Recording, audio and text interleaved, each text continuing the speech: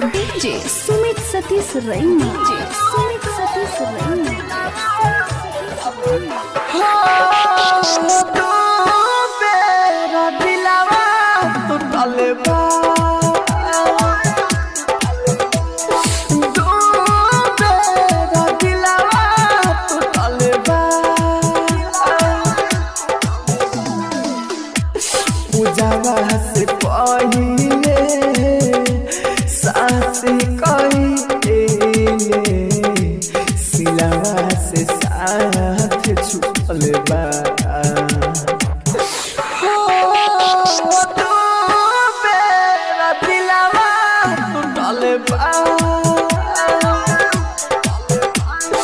तो मेरा दिलवा टूटल बा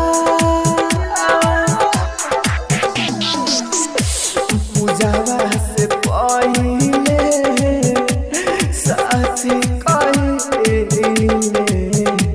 सिलावा से साथ छुटल बा तो मेरा दिलवा टूटल बा तो मेरा दिलवा टूटल बा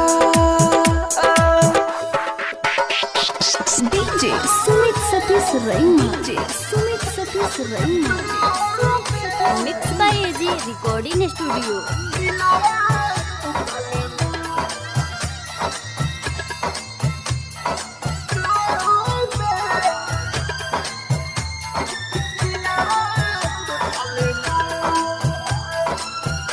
आप सुन रहे हैं एजी एंटरटेनमेंट की धमाकेदार प्रस्तुति। पूजावा से प्यार कइनी भइला पूरा रह गइल आधा अधूरा हमन साता बहरी पिराता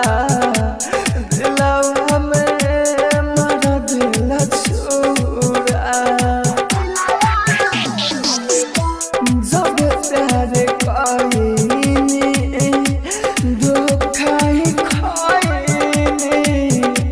लागे मोर कलम फुटल बा तो मेरा दिलवा टूटल बा तो मेरा दिलवा टूटल बा डीजे सुमित सतीश रैना डीजे सुमित सतीश रैना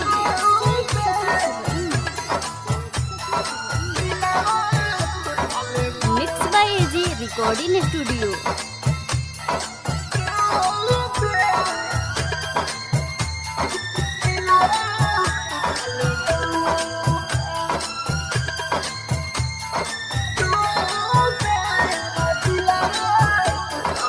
राइटर मनोज प्यार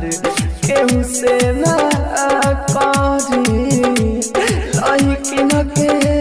फेरा में न पड़ी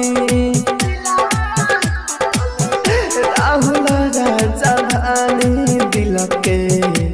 बात कहताने आई अगिया में जड़ी